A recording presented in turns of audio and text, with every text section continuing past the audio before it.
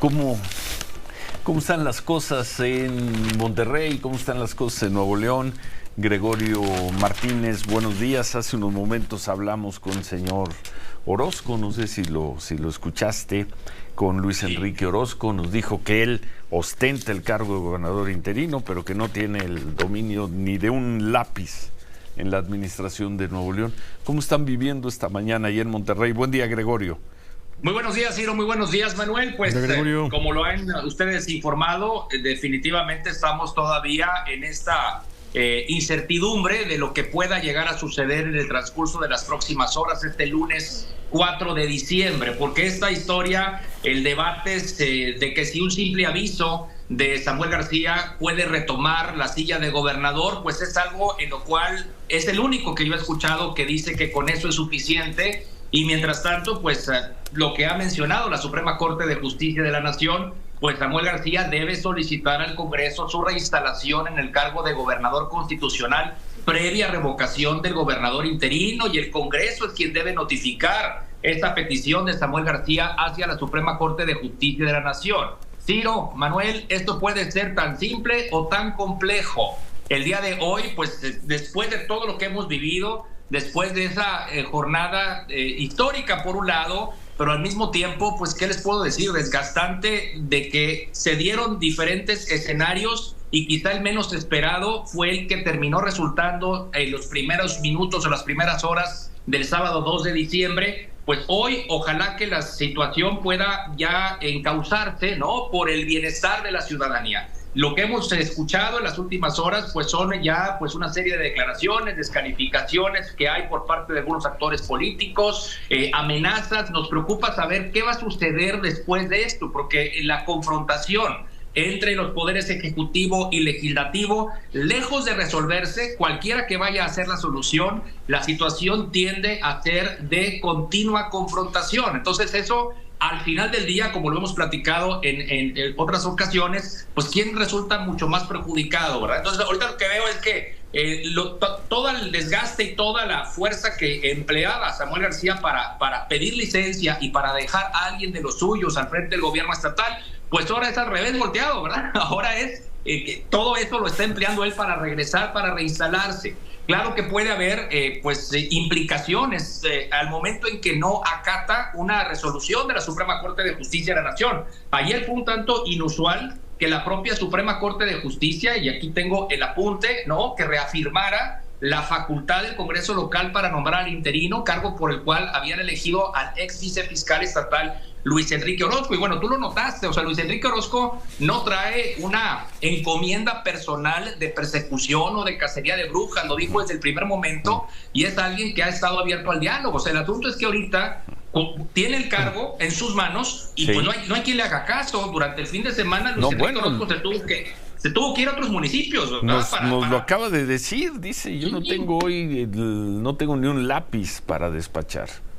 Absolutamente, ¿no? Y los secretarios de Estado pues están alineados al mandato o a la figura de Samuel García, cualquiera que sea su figura, porque él dice ser gobernador constitucional. Ayer tuvo un acto público como gobernador constitucional, pero vemos que también sigue despotricando contra el PRI, contra el PAN. Habló de una lista de peticiones que le hicieron para negociar su licencia y dejar a alguien de Movimiento Ciudadano, gobierno estatal al frente, y me decía que era la carta Santa Claus, ¿verdad? Que eran 11 peticiones, en ningún momento iba a ceder. A mí también me queda otra de las dudas, es, a ver, toda esa situación que se dio tan rápido, pues digo, una candidatura no le iba a soltar nada más así porque sí. O sea, lo decidió él solo en el momento aceleradamente, o fue algo que pudo haberle avisado pues a quien le tuviese que haber avisado, Ciro.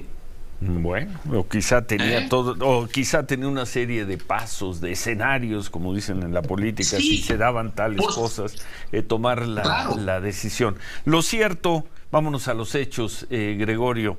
Esta mañana hay una persona nombrada por el Congreso, apenas el miércoles, validada por la Suprema Corte el viernes en la noche, que dice el señor Orozco: yo ostento el cargo de gobernador interino y además no me puedo hacer un lado porque es un cargo irrenunciable.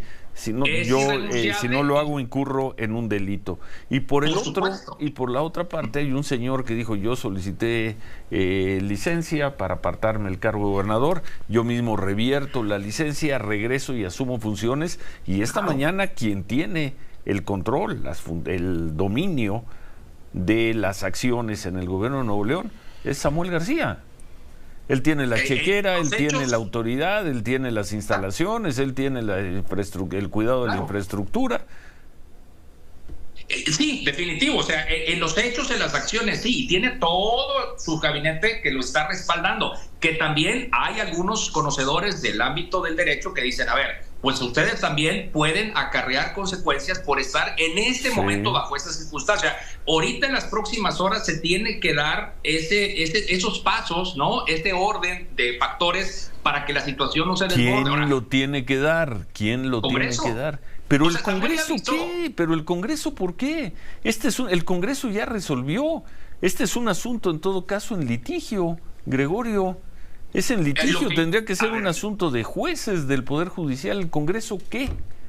Y yo veo que el Congreso tiene que aceptarle ese aviso y dar vista a la Corte, Ciro. O sea, realmente el Congreso es quien le dio la licencia, pues el Congreso es quien puede entonces tomar el conocimiento. Digo, aquí tengo el apunte. Samuel García debe solicitar al Congreso su reinstalación previa revocación del interino, y el Congreso debe notificar de la petición de García a la Suprema Corte y esperar a que la misma resuelva en definitiva las dos controversias constitucionales interpuestas por el Legislativo Estatal, o bien que sean dejadas sin efectos por haber quedado sin materia, ¿no? Y una vez que la Corte concluya los procedimientos aludidos, de no haber impedimento alguno y respetando el derecho de audiencia del interino, el Congreso deberá pronunciarse libre y soberanamente sobre la revocación de la designación de Orozco. O sea, sí son varias instancias las que estarían ahí jugando en el transcurso de las próximas horas, Tiro, pero como les menciono, esto también depende mucho de voluntades, depende mucho de que se pueda mantener el orden. Destaco que el viernes en la noche, créeme que sí había riesgos, temores de que aquello se pudiese convertir en una confrontación de fuerzas, por un lado Fuerza Civil y por otro lado Policía Ministerial, de quien depende la Fiscalía